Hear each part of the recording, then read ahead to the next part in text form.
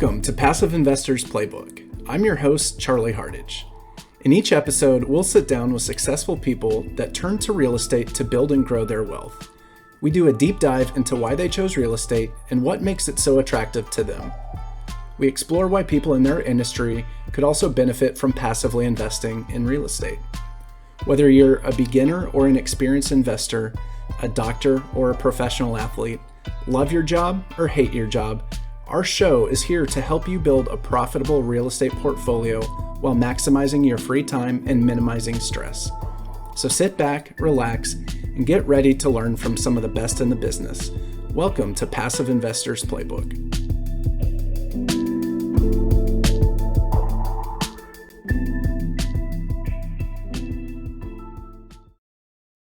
My name is Marcus Ogden, the owner of Ogden Ventures, LLC, a speaking, coaching, consulting business that helps real estate investors rise and elevate to the next level. We are a proud sponsor of the Passive Investors Playbook, a show that helps individuals learn about real estate investing, knowledge to help them gain wealth in investing in real estate to grow their portfolio. To contact Ogden Ventures LLC, go to our website, www.marcus.ogden.com, or email us at marcus@marcusogden.com. Get in touch with us today. We'd love to speak with you. And again, we are a proud sponsor of the Passive Investors Playbook Show, a show that helps people understand and gain knowledge around real estate investing. Thank you for tuning in today. My name is Charlie Hardage, and I'm the host of the Passive Investors Playbook. Our show is focused on people that were successful in their careers prior to getting into real estate. Today, I have the honor of speaking with Clive Davis. Clive is the founding principal of Park Royal Capital, based in Atlanta, Georgia. Clive is a former senior counsel for two global pharmaceutical companies. He obtained his law degree from Columbia Law School. After spending years working in the pharmaceutical industry, he pivoted to real estate. He was able to leave his full-time career in 2016 and started investing in real estate in 2017. He has over 2,000 units to his name and has done almost a dozen deals. Clive, thank you so much for being here. I'm super excited to have you. Do you mind telling the audience a little bit more about yourself? Sure. Thanks for having me, Charlie. Good to be with you. Background-wise, as you kind of alluded to, professionally, I started out as a corporate transactional lawyer, first with a Wall Street servicing firm in New York. After law school, I did that for several years and then transitioned to a large pharmaceutical company. And I don't mind saying it was Pfizer because they're in the news for good reasons as of late. And Pfizer actually ended up relocating me to Atlanta, which is how I made the shift from New York, New Jersey down to where I am now and have been since 2005. I stayed on with them for another couple years after making the transition and then moved to another company to be a chief compliance officer. So most of my time was in legal and compliance related roles. And all in all, I had a 20-year corporate career.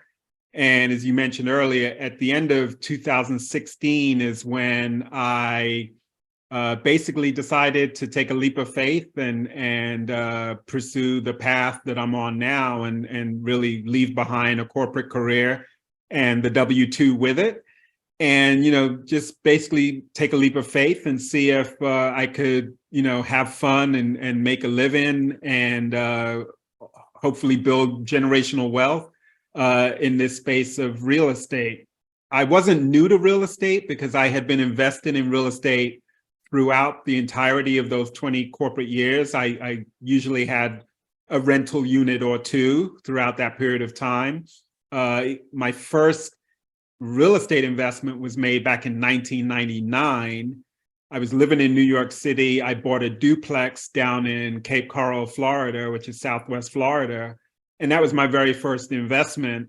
And I basically did that at that time one, I was well compensated, and I wanted to invest in real estate and do it in a place that I had some nexus to. And my parents had retired from New Jersey to Cape Coral in 1996, so 3 years prior. And so basically I went out, we found this duplex, I bought it. I want to say we bought it at, and this is a long time ago, 1999. We bought it for like $76,000. Okay. I set up a checking account. I put my parents' names on the checking account, and then I had the rents going into that account.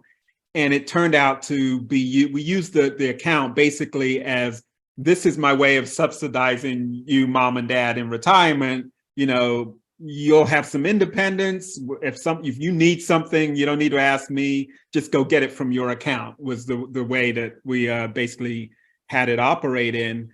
And, you know, so if there was a hot water heater that went or whatever, or something happened unexpected and they needed some help, you know, they had that account that they could access. And that turned out to be a very long-term hold, because I held that all the way up until 2018. Oh, wow. And so not only, yeah, by definition, a long-term hold, but it really came in handy, because part of how I was able to go off and take this leap of faith was, and sustain myself before I got that first breakthrough, was to be able to sell that property in 2018 to give me an additional, or lengthen my lifeline, to be able to hang in there, you know, before I got that breakthrough. And so that turned out to be a pivotal piece of real estate that I was able to sell when I needed access to a lump sum of cash to you know, keep me going. That's amazing. So you in 1999, which is that's a long time ago. You had that property almost 20 years. You bought a duplex. It was out of state for you, but it was close to your parents. What made you buy a duplex, or real estate in general? What was attractive about real estate to you?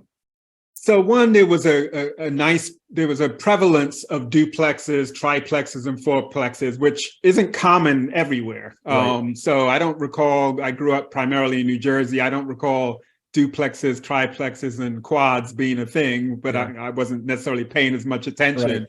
But they're widely available in Florida, and in particular Southwest Florida. So there was that. At the outset, I had a brother who was living in Cape Coral, who I said, you know, this would be perfect to get him his own space. So he ended up living on one side, and we rented out the other unit. He was paying rent too, probably got the family discount though. But it enabled me to give him his own space, a little bit of independence. And he was also in close proximity to our parents. So that worked out for a number of reasons. I got the real estate bug probably going back to when I was 12 or 13 years old. My mom had secured a rental property in Queens, New York, and we were living in New Jersey. And on the weekends, I would accompany my father. We would drive from New Jersey to Queens, and we'd have a sleeping bag. We'd sleep over. We'd be doing anything from wallpapering to painting to handyman stuff, especially between turns, between tenants, or what have you. So I didn't really, know of the concept of landlord and tenant and all of those things, but I knew that you could own real estate beyond kind of where you rested your head at night. And so that was my first exposure. And so, later it was more of a natural thing for me to say, okay, I already have a place of my own where I'm living. I've got some excess cash that I could potentially put to work. And oh, by the way, that could house a sibling, that could subsidize, the parents', retirement, needs, miscellaneous needs. So, at that time I was just like, a duplex is easily secured. I had the down payment, and it was fairly easy to bring on board. That's great. Okay, so you kind of grew up with parents that had a rental property. Did they have multiple properties? Was it just one, and you were kind of free labor to handyman? It was just that one. Okay. In addition to our home, they had that one rental property. And, I got to see all of the challenges of owning that. At one point we had a tenant who just felt that they were not obligated to pay. And I recall going with my parents to the Queens County Courthouse in New York, them taking off time from work or whatever to go in to deal with this tenant who just felt that they shouldn't have to pay, and dealing with the New York landlord tenant law and all of that. And so, so that was enough exposure for me to know, okay, this is possible and these are the kind of pros and cons and what have you. But that was present for most of my teen years going forward until they ultimately sold it. Okay. And did they sell it and move to Florida? Is that kind of when they sold it? No, they sold their home in New Jersey and moved to Florida. I think they still had the house in Queens, and then eventually some years later it got sold. Okay. There was some talk of developing, because there was actually an extra lot adjacent to it that they had. Yeah. But they ended up just selling everything and getting rid of it because there was a lot to manage, especially as they were getting older. Yeah. And dealing with the challenges of, what do we do if we run into a bad tenant and issues and what have you. So, and they self-manage. So I never saw them, give anything. So not only did they self-manage, if a handyman was needed, that was like, okay, I'm going with my dad to go do whatever needs to be done. And I kind of took that approach myself because with the smaller properties, I only knew self-management. So I'm in New York City. And, at that point, kind of the internet and services via the internet were becoming more accessible. So if I needed a plumber, I wasn't flipping through the yellow pages. I would go online and, I could figure out, okay, this guy's charging $75 an hour and this one's 90. And, and then I could get someone dispatched as needed. And then because my parents were local and they were homeowners there, obviously they had needs for and proximity to electricians and plumbers and what have you. So I could always say, Dad, who's your plumber? Who's your HVAC guy you use? The tenant saying that the unit's not coming on or whatever the issue was. Okay, so you had the house, you kind of grew up with a rental house. You were the free labor for your parents. You saw the good and the bad that they went through. Fast forward a few years, you go to school, get a law degree, you're making good money. You decide to not only kind of follow in their footsteps, but help them with their retirement. You helped your brother out a little bit too with that family discount. Yeah. So that would have been 1999 is when you bought that duplex in Florida. Yeah. When did you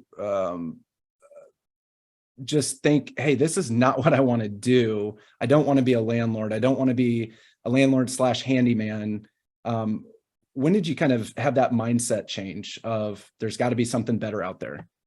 Yeah, so I don't know that I ever came to that conclusion. Well, I did a little bit later, so I'll fill in the gaps. So at the end of 2016 is when I said, okay, 20 years is enough. I've given 20 years to corporate. Let me give something else a try, an opportunity. So leaving that behind. And so then when I'm figuring out, well, what do I want to do? I know I have an interest in I truly enjoy being around real estate. So I knew that something real estate was needed to be it. I didn't know what exactly that was. I had the duplex experience, but that was pretty much it. So one of the first things I did is within 3 or 4 months of leaving, I went and bought a 5-unit also in Cape Coral. So I had the duplex and then I went and I said, okay, let's go get a 5-unit this time. And the reason I went for the 5-unit was because, as you know, Charlie, 5 units and above is commercial. Yeah. 1 to 4 units is residential, and there's different financing implications. Primarily when you're buying commercial assets, and it just has to be 5 units or bigger. And so I said, what's the smallest I can go? And it still qualifies commercial, and that's 5 units. So basically, they did not ask me what I did for a living. They did not ask me for pay stubs. all of the things that you typically and routinely ask for when you go to refinance your personal home or buy a single family investment or duplex or try or four, the first things they'll ask you for is 2 years of tax returns and pay stubs covering the last 30 days. Yeah. And so I was now in a place where for the first time in my adult life, I didn't have a W-2. And so I know while it can be done, it can be extremely challenging for you to get a traditional loan when you don't have a W-2. So when you go to get that 5-unit or bigger, they just want to know, they're primarily looking at the property as a business that generates revenue. They're doing their own financial analysis to see whether or not it's a good loan or good investment for them to make. Then they listen to you and what you're going to do to the property and how you're going to improve the rents and blah, blah, blah. So they are primarily looking at the asset, and they're looking at me secondarily. Yeah. So, again, my W-2, existent or not, it doesn't come into play. I truly don't recall them. I can't recall if I gave tax returns. I know they wanted to know if I had been subject to a bankruptcy in the last X number of years, which I hadn't. But outside of that, as long as you can show up with the down payment that you're going to need and miscellaneous at the closing table, which is assumed, because if you don't have that, then you're wasting everyone's time. Right. But if you can show up with that, you don't have to worry about your W-2 pay stubs and presenting those. So that's why I targeted a 5-unit. I bought that in April of 2017. I ended up selling that 2 weeks into COVID, March 31st of 2020. I sold that. We did really well. I went through everything with that property in a short period of time, from evicting a hoarder, gut renovating 1 unit, and substantially renovating 2 other units, and sold that. And it's at that point that I said, no more small stuff. Yeah. I'm not, this is good and what have you, but I need to scale up, because 2 units and 5 units isn't going to get to kind of the personal objectives that I had. I want to create generational wealth for my family, and I at that point in time, with a 20-year career behind me, I was looking for the shortest and straightest path to that, and so scaling up was just a natural next step. So that's when I started down the path of educating myself. Well, how do I put myself in a position where I could be buying substantially more units? And I also learned along the way that, look, if you're buying a 50 unit, the work that you do that goes into that, there is more complexity, a little bit more paperwork, but the effort that you put out is not that much different whether you're buying a 5 unit, a 10 unit, or a 50 unit. So for lots of reasons, it makes sense to go as big as you can. Yeah. And not even mentioning the ability to have on-site management because of the scale and number of units that you're commanding. So at that point, I was just like, I've done the 2 units for a couple decades. That was okay. That was nice. Came in handy when I needed it. I did the 5 units, so officially I'm commercial. Yeah. But I need to be on the bigger end of commercial, and that's when I just made that pivot. Yeah, that's great. And I know what you were saying with the bigger units. It's not that much more work for a couple of reasons, and I think part of that is the team that's involved. You're typically not going to do that by yourself. You're going to have a team, and so Clive gets to focus on his strengths. I get to focus on my strengths instead of I got to figure all of this out by myself. And then I think the second point to that is you have a lot of vendors that you can rely on, whereas you don't, maybe you don't have those same vendors with a 5 unit or a 2 unit, or maybe you do, but they're going to be a lot more expensive percentage wise because they're doing 5 units as opposed to 50 units. So I think there's a ton of benefits with bigger is better. Yeah. Just overall the cost basis is going to be cheaper with for operating expenses. And you have one insurance policy. You don't have one insurance policy per door. It's per property. So it just seems like it might be a little bit more work to go twice as big, but it's not twice as much work. And I know, so we kind of talked about how you got into real estate. You got the bug when because your parents had the rental, and it was just something that you liked. Why do you think that real estate is so attractive to you? Yeah, for me, I've been blessed to be in some pretty sophisticated circles based upon what I've done professionally, background wise, from going from Wall Street to the pharmaceutical industry, and between those two worlds, like I said, I've been blessed to be around super smart people and very complex, high level issues that needed to be worked through. And so when I think of real estate, I tell people that real estate is relatively easy in that it's basic math. And if you can appreciate supply and demand, you have a home or you have an apartment, someone needs an apartment, you bridge those two, you bring those two together, and it's a win-win for both parties. You understand supply and demand, and then you can do the basic math of, let me add up all my expenses associated with operating this and all of my income from renting out these units. Do I have, at the end of the day, is it a net positive?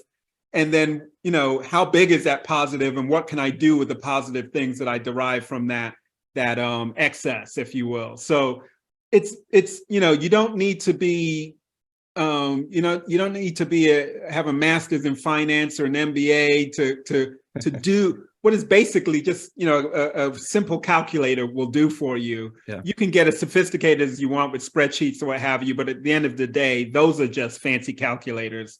You're plugging information in. Here are all my expenses. Here's all my income. Lo and behold, my income exceeds my expenses, and therefore, month after month after month, I'm able to tuck away the excess and reinvest that either into the property or other properties or what have you. So I like the simplicity of it.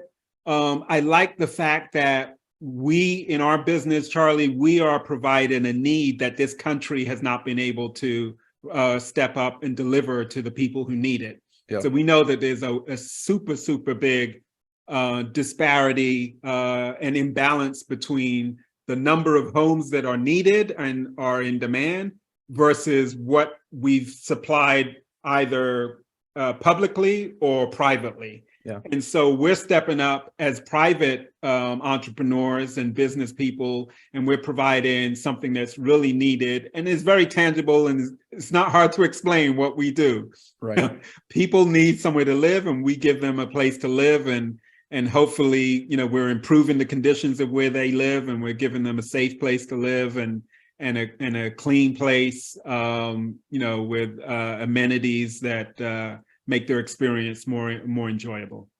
I love those reasons. Something that I should have talked to you a long time ago, Clive, because with all the benefits of multifamily, I'm learning about depreciation, forcing appreciation, scalability, all these things, and you break it down with basic math, income minus expenses. And I love that. It truly is a pretty simple calculator. Yeah. Now, of course, when you underwrite, you go into a lot more of the weeds, but and you bridge the gap between someone who is looking for an apartment or a place to live, and you have a place to live. And it's as simple as that. And another reason that I love what we do, Clive, of apartments is we provide a basic human need, which is shelter. I've done single family in the past. It's a lot of work for a little cash flow. Yeah. I'm also interested in self-storage that doesn't provide shelter, but I think it's a great asset class. But I think apartments, you're not providing one place to live, you're providing 50 or 100 places to live, and you keep that community clean. You provide a safe place for them to live. Your residents are going to want to be there. They appreciate all the amenities and the changes that are made at that community. So I love those two answers or two reasons that you love real estate in general. What would you say maybe to one of your colleagues or one of your friends that you went to Columbia Law School with that maybe doesn't know about real estate? They don't know all the benefits that we just kind of talked about. What would you say to them on why real estate would be attractive to them? Well, after telling them to make sure they're signed up and are on my email distribution list so that they can get my monthly newsletter, after telling them that, I would talk to them. And actually, interestingly, it turns out that one of my classmates from law school, who I had kind of lost contact with and hadn't really spoken to since we graduated in '97, he's now turned out to be my biggest investor in each of the deals that I've done. That's awesome. So at least one of my classmates has been sold on real estate and the story and what have you. But for those who haven't invested passively or otherwise, I would tell them, hopefully they're blessed to be in a position where they're comfortable financially. One way or another. They're either highly compensated or they've started a business of their own. They're an entrepreneur or something, but they're in a position where they're privileged and they're blessed to have income, and hopefully they're looking to offset that income. And real estate is one of the best vehicles for offsetting income that otherwise would be due to Uncle Sam.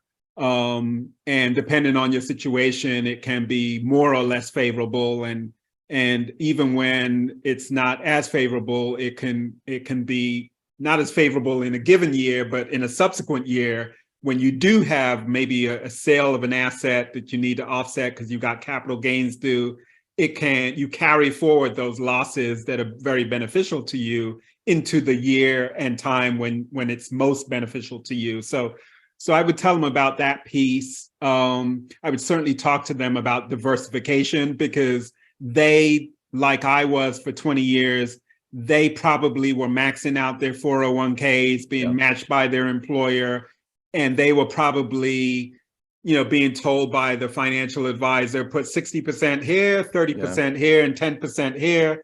And, I guess it's up to 22 and change a year that you can put away, thousand.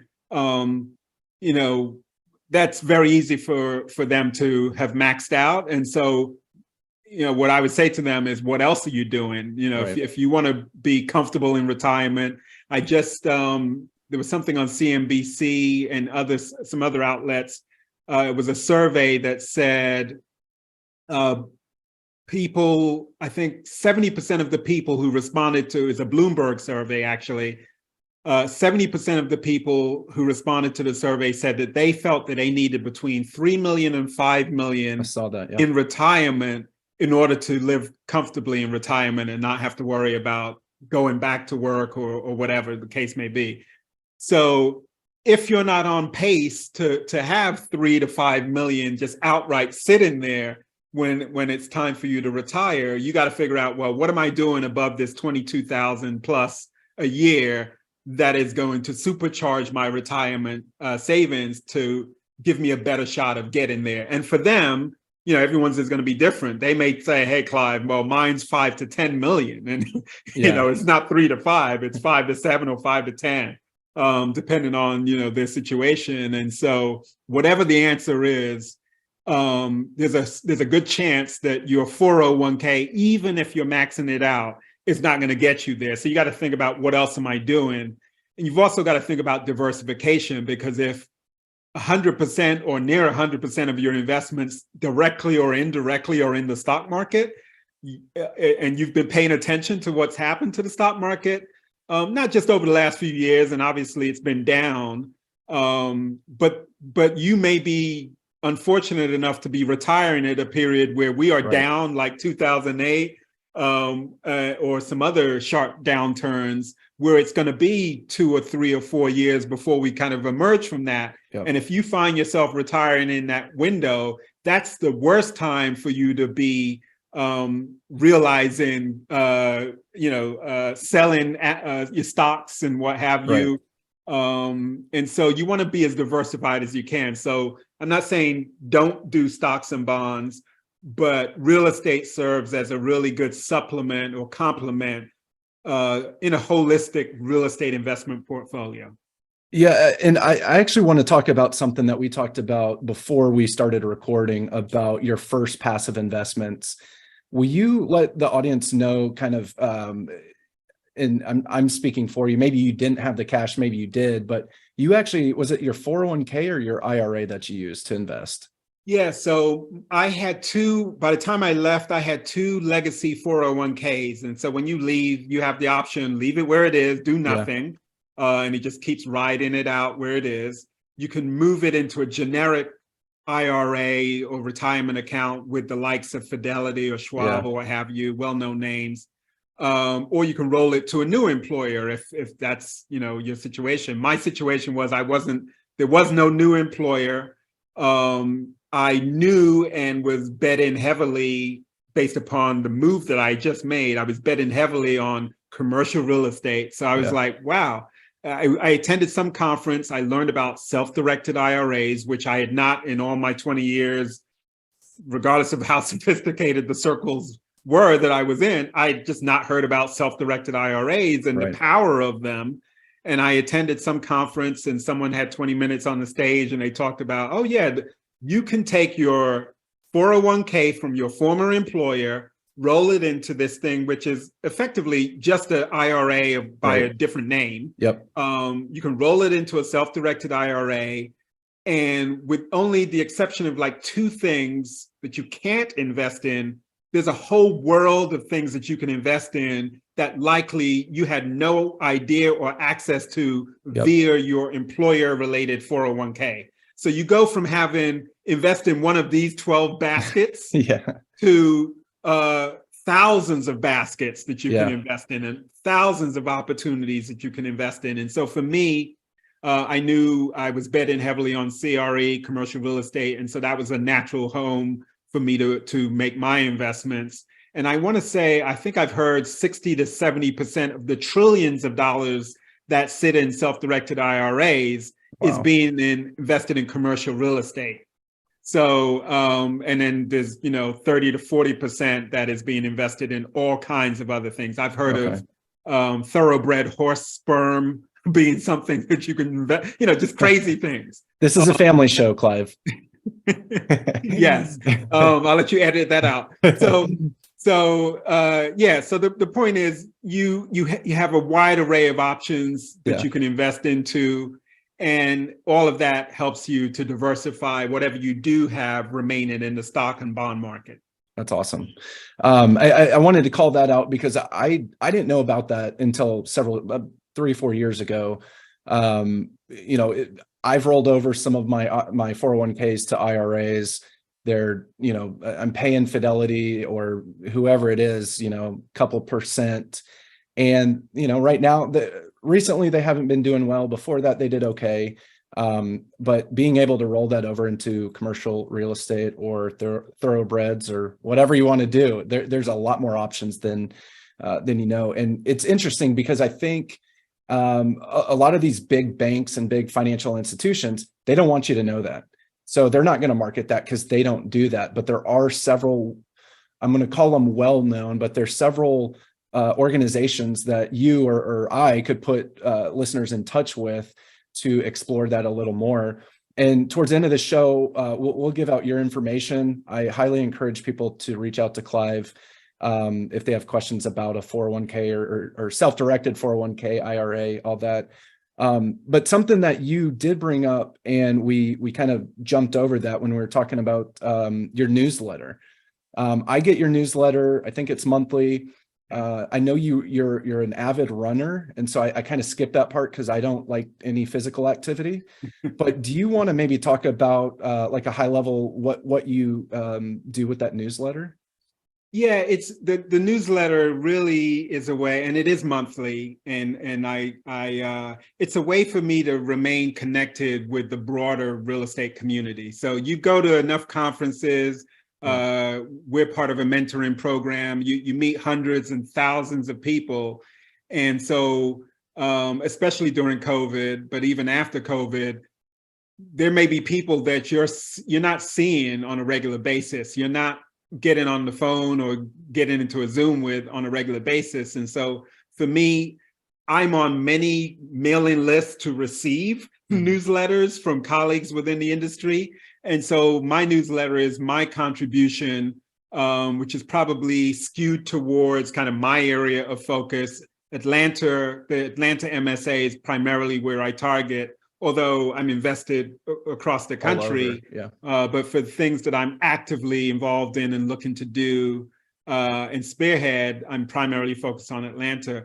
But it's just a way for me to let people know about upcoming conferences I might be attending, meetups, and events that I'm doing. I hosted a bus tour in November of last year, which was wildly successful. I chartered a bus. I had 55 people hostage for 6 hours. I took them to 2 of our Atlanta properties and a development that I'm involved in. And we talked all along the way about the business plans and execution and all of the things that go into acquiring and owning and operating. And so, things like that, that's stuffed into my newsletter. And it's just a way to keep an ongoing dialogue with folks who I've crossed paths with over, many years now.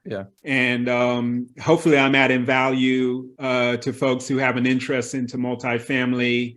And it's a short, quick read. I try not have it be 100% multifamily, and that's why I include kind of little blurbs or inserts about me running a 5K or my youngest son doing well at a gymnastics meet or something. So I try and it's a way, Charlie, this business, it's all about relationships. And you've got to, people are not going to write a check. Well, very few people write checks these days. Very few people are going to wire $100,000 to you if they don't feel that they authentically know, like, and trust you. And so for me, the newsletter serves as a bridge for those folks who I'm not in regular contact with. That's a way for them to know what I'm up to, what are the things that I'm into in the space, what's going on with me personally. And it's been well received. I think we have over 2,000 subscribers to that newsletter at this point. That's amazing. And then I also wanted to bring something else up. I know I'm on LinkedIn, Facebook. I know we're connected on both, and you're pretty active on both. And a lot of some of your posts that you have, it seems like you're always kind of giving back in one way or another. I know the bus tour where you mentored 50 or so people, kind of just showed them the ropes. But you have a private Facebook group, and I would love for you to spend a couple minutes on that and just talk about why you have it and what it's about. Yeah, so I probably, like you, Charlie, I'm a member of probably 3, maybe 4 dozen multifamily or real estate related groups on Facebook. So, I'm in them, you're in them, and they all have their little niche. And you kind of know the ones that add value and the ones that not so much. And you kind of try and get the value where you can find it. So several years ago, probably 3-4 years ago, I attended a conference. I forget which multifamily related conference.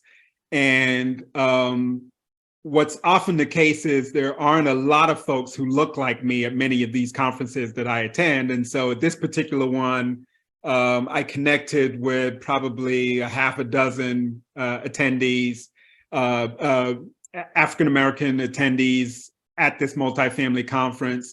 And after the conference, we were emailing back and forth, and it was very cumbersome, to have an email chain and reply all. It was just messy. So someone said, what, we need some kind of platform or something where we can share information. We can talk about multifamily. We can encourage one another, support one another, just be a resource. So that was the initial kind of impetus for me to say, I got it. I'll start a Facebook group. And the goal was never to, blow it up and go from 5,000 to 10,000 and, 50,000. It was always, we're only going to talk about multifamily. So we don't want to talk about wholesaling or single family fix and flips or, just there's a group for everything on Facebook. So if that's what you want, go elsewhere. We're going to talk about multifamily. And because of that lack of representation of African Americans in the commercial real estate space, it's really important that investors or prospective investors have an opportunity to see and hear from people doing the thing that they are thinking about doing, wanting to do, aspiring to do. And so it's really a home where I curate a space where it's a safe space for people to ask what might be considered a silly question elsewhere. Everyone is just wanting to share with you, show you examples of, no, there are people in the group who have never owned real estate and they just want to get their first duplex, like I did back in 1999. And then we've got on the other end of the spectrum, people who are doing 1,200 units, portfolio transactions, one deal, and everything in between. And then all the different roles, from brokers to lenders to appraiser, you name it. If you're in commercial real estate with a focus related to multifamily, you're welcome in the group. And all people are welcome in the group. And we do have people from all backgrounds in the group.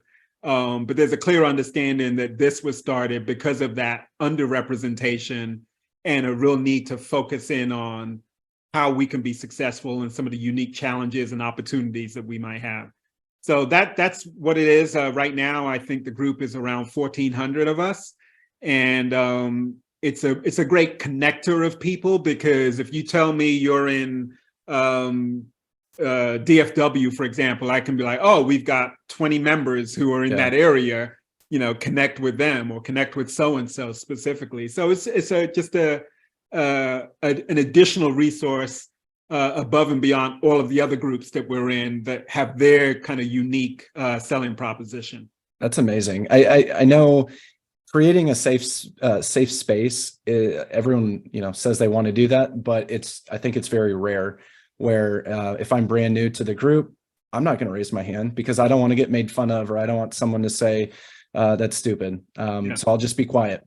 Yeah. But if you have that safe space, then it's encouraged that people ask questions, even if they're, quote unquote dumb. But then that person who felt it was okay to ask a silly question or a basic question, one of these days, they're going to have an idea that no one's thought of. And so I love that you have that group. I love that you have the newsletter, and that you're giving back, you're helping others of all walks of life, build, either grow their wealth, build their wealth, whatever it is, just become more financial literate. Yeah. I love that. So I want to pivot to Park Royal Capital. What would you say your goals are as a company over the next 3 to 5 years? Yeah, so I've resisted the temptation of chalking a number of units that I want to get to, and I think there are some things in the press and these days that suggest that those who have those numbers without necessarily the care and attention to how they get to that goal number. I think the journey is more important than the destination. And I think that's true for what we do. For me, it's more about impact when I think about, the next 3 to 5 years. And so I have broken into the multifamily ownership operation space. I will continue to build upon what I have. I had a personal goal coming into 2023 of ending the year with 250 million in assets under management. We have a deal that should close next month, which will get me to around 205, which means that I'll need to do one deal of 45 million or greater, or 2 deals together that are 45 or greater. So that's a stretch goal for me. It's attainable. And if I hit that, I'll be very pleased. But I want to continue to grow my knowledge and my reach and kind of the things that I'm doing. So most recently, I've gotten onto the path of development. And so I'm involved with a very substantial development here in the Atlanta area. And it's a 90-acre parcel that we are developing, and it will probably be it'll probably be 4 years before the last phase of construction is completed. So it's a substantial project. I don't have a background in development, so I'm in many respects, it's a steep learning curve, and I'm drinking from the fire hose at times.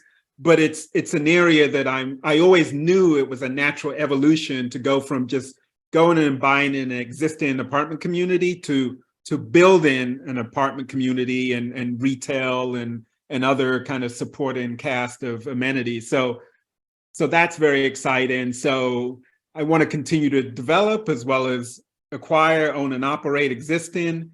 And at the end of the day, the ultimate goal for me is freedom and the creation of generational wealth. Yeah. And when I talk about generational wealth, I want to be very specific because it's a catchphrase that's out there, and it should mean something different to everyone. And to me, I'm talking about not what can I leave to my children, because I already know I'm blessed to know that my children are going to be they're going to be in a good situation. Yeah. But I'm trying to impact my not yet conceived grandchildren and ensure that the work and the efforts that I put in now will impact the foundation that they are standing on when they come into the world. And so, that's a little bit further out and a little bit more distant. And so, it's easy to kind of say, where your kids are. And I've got 3 grown children now, and the youngest is 12. They're all what I would consider to be on the path, and they're going to have a good situation.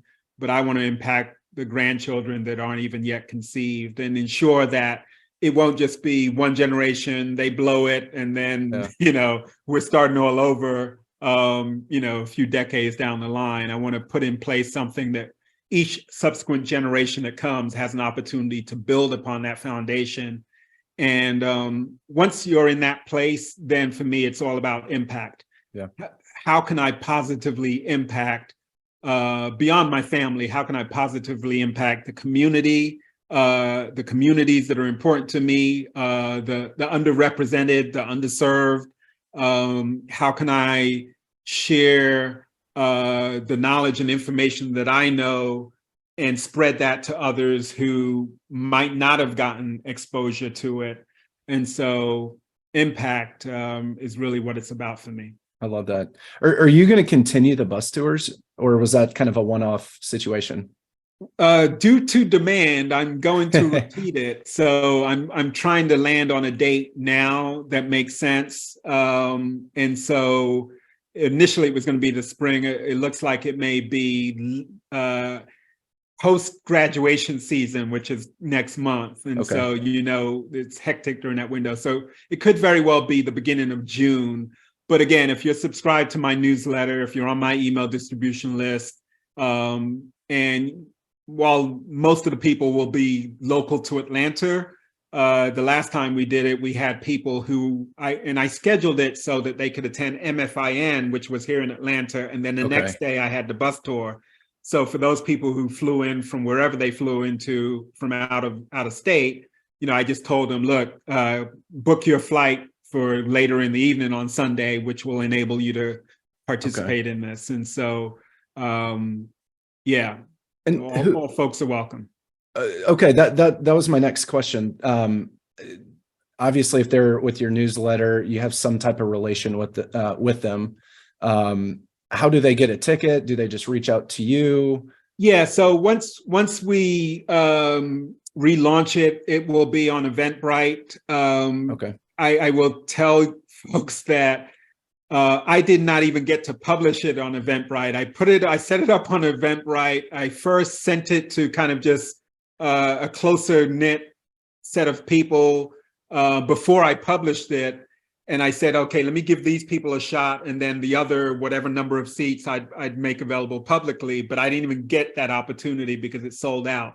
And so all the information, once I relaunch it, will be there, but I'll most likely repeat it via Eventbrite with the information there. Okay. You're going to need more than one bus this time, huh? That possibly. I'd like the intimacy of the one bus because, I was able to be at the front of the bus with a microphone and talking to the group. So, and there's that exchange and there's Q&A. It's harder once you try and expand to 2 and 3 buses. So as of now, it will be 1. But if there's compelling demand, I'll definitely think about how I could make that second bus work. I have colleagues here who could probably be on the other bus and grab the mic and kind of talk to those attendees too. So we'll see how it goes. That's amazing. I know bus tours. I've been on several. You've been on several. They're extremely informative. And what's neat is you're getting away from a spreadsheet, away from apartments.com, away from all these websites, and actually going to walk a property, not necessarily as a tenant, but as an investor. And you look at things that tenants may not see, and people point out things that tenants would see. So you get a very intimate experience looking at apartments. So if anyone's in Atlanta or willing to make the trip, definitely encourage you to reach out to Clive and get a ticket to that, because they're a phenomenal learning experience. How do you think that your previous profession helped you in real estate? So when I went to law school, before I went to law school, I had heard that, you can, with a law degree, there's so many doors that are open to you. You don't necessarily have to practice law traditionally. And I didn't even really have a good sense as to what traditional law practice was. So I was still kind of undecided, even as I kind of stepped foot on campus, as to where's all this leading to. I wasn't like some of my classmates certain about what I wanted to do. And I didn't have a father who was a partner in a firm, and, I wasn't taking over the family law practice, none of that. So for me, I was already bought into, there are other options. So for me, the skill set that you have as a lawyer, especially a transactional lawyer, at the end of the day, these deals that we do, these syndications that we do, and in my last role as a straight lawyer was as a capital markets lawyer. So I was in the security space working on deals and doing some of that heavy lifting for some fairly sizable transactions and deals and clients. So the skill set that you develop over that kind of workload and responsibility is going to serve you well in any transactions. And real estate transactions, which, as you know, not only do you have the actual real estate acquisition transaction itself, you've got I'm raising capital, and that's actually governed by a set of securities laws and rules and guidelines. And so you got that piece. And then just project management of these deals. So when you're a junior lawyer fresh out of law school, one of the things that you're equipped to do is to be, they give you the war room and they say, make sure all the due diligence is in the right folders and everything is there. Make sure that everyone knows the timelines and the milestones that need to be hit. So you're managing the deal, because that's basically all you're really trusted and equipped to do at that point in time. And they're billing you out. And so you get very comfortable with managing complex transactions with many moving parts from A to Z. And when you get into these deals, when you get into the heat of a syndication, your offer's been accepted and now you're on the clock, and everything is driven by, the signing of the purchase and sale agreement. And, if you slip on this one thing, that's going to impact this thing. And then you may need to exercise your extension, and all of these things has to be managed. And so I've been blessed to leverage the skill set that I have on my early deals. My very first deal, the 244 unit that we acquired here in Atlanta, I was able to quarterback that whole thing because I had found the deal, I underwrote the deal, I had the relationship with the lender, the property management company. The lawyer was a lawyer that I had gone out to lunch with a year or two before. And ultimately I said, whenever I get a deal, he's going to be first in line to have an opportunity to do that legal work for us. So I was also able to kind of be the interpreter, if you will, between the lawyer and either my non-lawyer partners or investors or the bridge between the lender and the law firm. So again, you're that intermediary, you're that hub that is making sure that that deal gets to its destination on time. And, again, as a transactional lawyer, I felt very and feel very comfortable playing in that role because it's one I've done before. And I've done it on transactions where it was billions of dollars in size. So even though the deals that we're blessed to be working on are substantial, for me, working on a $30 million deal or a $50 million deal, yeah, it's substantial, but again, I come from a world where, they would, people would say $50 million deal, that's kind of small time. We're working on hundreds of millions and billions. Yeah. And so you take that sophistication and you just bring it to a deal of a smaller scale. That's great. So you're it's easy for you to be the quarterback because you did it for so many years in your younger days, just starting out. Yeah. That's great. All right. So we have a few minutes left. Love to see what is a recent book that you've read that's really made an impact on you. There's a couple books. So I'm going to grab one because I just started reading it, but it's already impacted me. So I want to share that one. Sure. And this has nothing to do with real estate. Okay. So the book is Black, White, and the Gray. And it's about a restaurant in Savannah, Georgia, that there are two partners, an African-American woman and an Italian-American man, who find themselves thrown together as business partners in the opening of this historic restaurant, which was previously a Greyhound bus station. It got converted into a restaurant. So it's a fascinating read. I haven't completed it yet, but that's what I'm reading literally these days. So there's that book.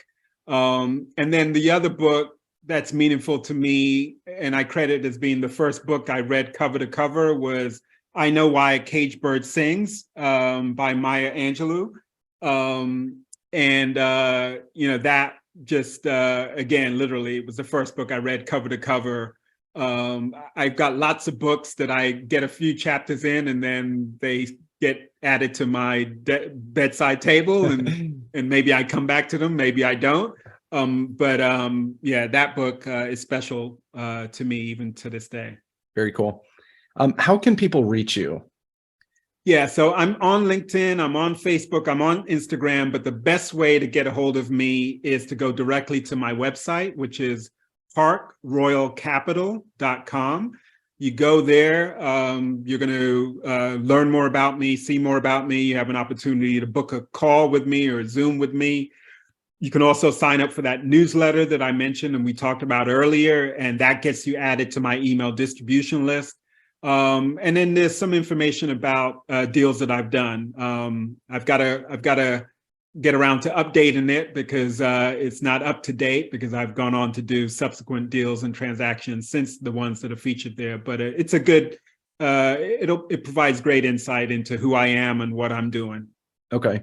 And we'll put those in the show notes, parkroyalcapital.com. I know you said Facebook, LinkedIn, Instagram, I think you said. Yep. Awesome. We'll make sure that that's linked in the show notes. Clive, this was amazing. You've done some amazing stuff, both, with your family when we were talking before. You're a phenomenal dad and avid runner. Really appreciate you being on the show, and thank you so much for being here. Thanks for having me. It's been a while, and this is a perfect way for us to reconnect. I'm pleased to see that our conversation, I don't know, it was a couple of years ago, that you have remained consistent and you are continuing to thrive in the space. And so that's really refreshing to see, because whenever someone comes along and they're earlier in their journey and you have an opportunity to see them stick with it and start to see success, that's a beautiful thing. So, appreciate you having me on. This was a good conversation. Yeah. Thanks, Clive. I appreciate it. Thank you for listening to today's show, brought to you by H&K Investment Group. your home for passive investing. If you want to learn more about how you can invest with us, please check out our website at hkigllc.com. Don't forget to like this episode and subscribe to our podcast. Please leave us a review to let us know how we are doing. Feel free to connect with me directly on LinkedIn or Facebook. As always, I'm your host, Charlie Hardage. Catch you next time.